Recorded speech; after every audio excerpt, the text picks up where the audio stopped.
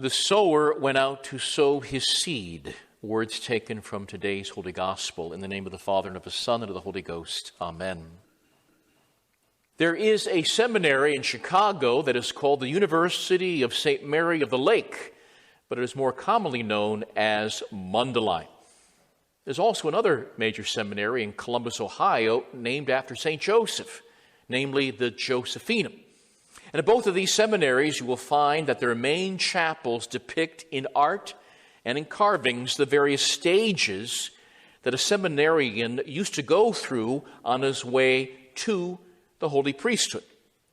At Mundelein, for example, the titles of the minor and major orders are carved into the very steps that lead up to the altar, while at the Josephinum, painted symbolic representations of those same major and minor orders are a part of the reredos behind the main altar. Now, there are 7 steps that lead up to the liturgical heights of the altar of sacrifice, beginning with the minor order of porter, then lector, then exorcist, then comes acolyte, followed by the major orders of subdeacon, deacon, and yes, the priesthood itself, the very height, to which all other orders are in service of. Now, in the time of the apostles, the deacons that were ordained embraced all the lowly and humble liturgical functions and always in service of the priest. From keeping watch at the church doors, to ringing the church bells at certain times, to attending and praying at exorcisms, to reading lessons, to bringing candles, water, and wine to the altar, always following the priest and being at service to the priest.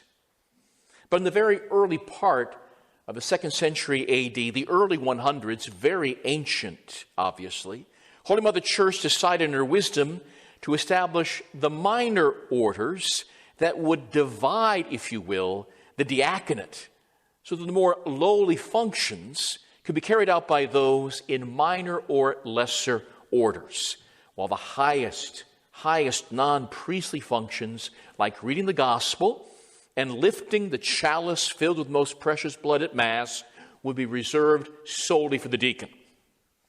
Although the minor orders still survive in all the Eastern rites of the Church, along with traditional Mass groups in the Latin Rite still have the minor orders, it is said that Paul VI, for all intents and purposes, suppressed and eliminated all of the minor orders.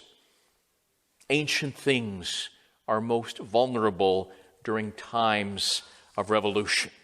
In a document known as Mysteria Quaedam in the year 1972, the Holy Father completely abolished the office of porter, doorkeeper, and exorcist, and subdeacon. Pope Paul VI decided to keep the titles of Lector and Acolyte, but they would not be considered official orders of the Church, but rather what are called lay ministries that the lay faithful could participate in due to their being baptized. Novus Ordo seminarians, therefore, would not receive the minor orders or the major order of subdeacon, but rather be instituted as lectors and acolytes. This liturgical rupture with tradition continued to get worse as the years passed, and we began to see the notion of women as extraordinary ministers of liturgical functions being employed at various parishes. Were not women part of the baptized, the lay faithful? Could they not then participate in active worship in the very sanctuary itself? And so in the Novus Ordo parishes, females found their way into the sanctuary, approaching the pulpit to read, and even climbing the altar steps as altar girls. Although the first basic principle of liturgy is that God himself tells men how they are to honor and worship him, it seems that in the modern world it is men that must tell God how to act liturgically. The liturgy, that the holy sacrifice of the Mass, would now be open to worldly influences. The old dusty patriarchal church with its male-only ministries would now be opened up. The sanctuary would now have to reflect the world as opposed to reflecting heaven. The sanctuary would now be a place of diversity and social engineering that would mirror the advancement of women and feminism in the world. If glass ceilings could be shattered in the corporate world of America, then why couldn't it happen in the church too? Anything guys could do, gals could do better. Conservative Catholic layfolk expressed concerns in years past, and they fought battle after battle to support the notion of having altar boys only. That used to be the cry for orthodoxy. Conservative bishops and priests decided that this was a hill worth dying on, and they refused to allow altar girls to serve at Mass. They cited, as part of their evidence, Canon law, which spoke only of the idea of viri, only males officially being allowed to such ministries at the altar. But the liturgical collapse was inevitable, because as soon as you have the elimination of ordinations to the minor orders as steps towards the priesthood itself, the floodgates of revolutionary change are opened up.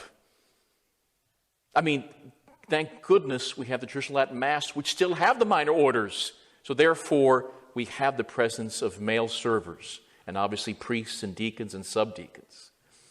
And this leads me to the most recent update on this topic, namely the papal document known as Spiritus Domini by Pope Francis I. In short, the Pope changed the wording of canon law, canon number 230 of that code, which previously limited official ministries of reader and altar server to lay men only. The Holy Father changed the phrase lay men to lay persons.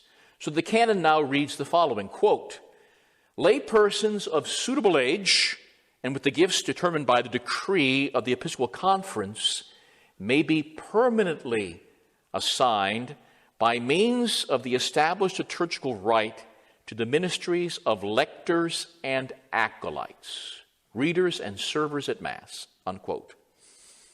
The Holy Father noted that this change is supposedly based upon a development in teaching in the Church regarding the dignity of the priesthood of the baptized, which would include both men and obviously women. Some might call it development, but such novelty is truly a rupture which no hermeneutic of continuity can solve. The unbroken tradition of the universal church has not only prohibited women from ever officially carrying out the liturgical service of lector and acolyte. In fact, canon law specifically prohibited women from receiving minor orders or the ministry of lector and acolyte, the continuous tradition of the church. Of course, apologists for this radical development assure us that this could never lead to the ordination of women to receive the sacrament of holy orders. Never. That would never happen. Don't worry. But such assurances are not comforting, and they're certainly not convincing to me. It is well known, in fact, that yet another commission, there's been 3 so far, another commission has been established to once again look at the idea of ordaining women to the diaconate. To be a deacon is to be a servant of the bishop and the priest, and couldn't women also take on that humble role of service? Of course, if women could become deacons, which means that they could actually receive the sacrament of holy orders. And if they could receive the sacrament of holy orders as deacons, then perhaps we need further investigation regarding the feasibility of women priests. I mean, if they can receive the sacrament of holy orders. If women can step into the pulpit officially now as lectors, or if they can climb the stairs towards the top stair of the altar, following the priest as an acolyte, then why not serve the priest as a deacon, or even assume one day the priestly ranks itself, since all ministries of service are all directed towards the priesthood anyway. Before our very eyes, we are witnessing more and more rupture and discontinuity from the perennial, lasting custom that could threaten the very hierarchical constitution of Holy Mother Church as established by Christ. With the virtual destruction of minor orders that have been reserved to men, we see that lay ministries are open up to all the baptized. As mentioned previously, all the minor orders and the major order of subdeacon are basically present in the individual deacon who used to do all those functions, including reading and serving at Mass. When the sanctuary is open to non-males to act in official liturgical roles which are present in the ordained deacon, then what prevents women's ordination? It's the natural, obvious progression. You see, Christ is not just the high priest at Mass, representing Calvary upon the altar in an unbloody manner.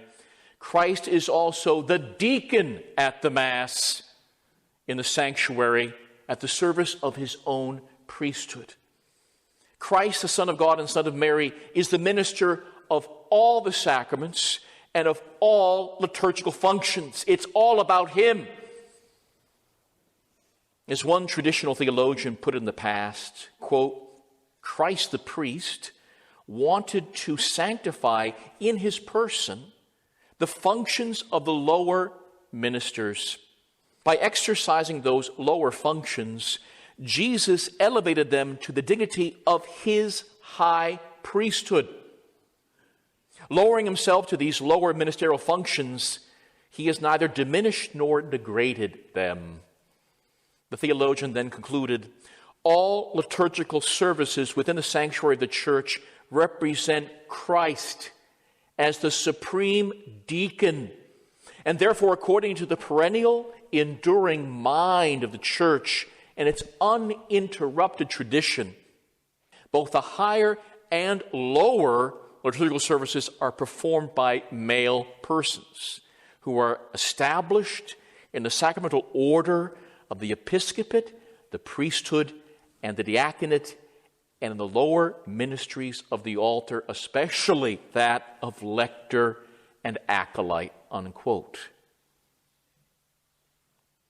As a final note, not only have false notions of inclusiveness, political correctness, and feminist ideology entered into the sanctuary and the liturgy, but also the false notion of dividing biological sex from the term gender.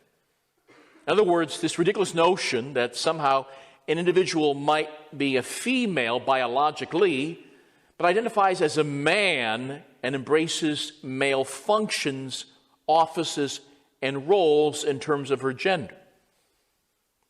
And this gender confusion is now fully present in the liturgy and has been for years. Today's gospel, it speaks about Christ as the sower. Christ who sows the seed of his word into the garden of our souls. Christ the sower saw that the seed of his word found a most perfect garden, a garden immeasurably superior to the Garden of Eden in the soul of the Blessed Virgin Mother. The seed of Christ's word germinated within her immaculate heart, growing and putting out shoots as she pondered the revelation of her Son that she had heard.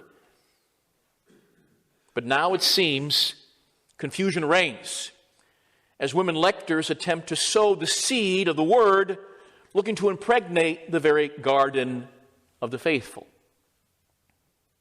Will the good Lord bless this new official ministry of women lectors with fruitfulness when it makes a female who is supposed to receive the seed into the male who issues the seed?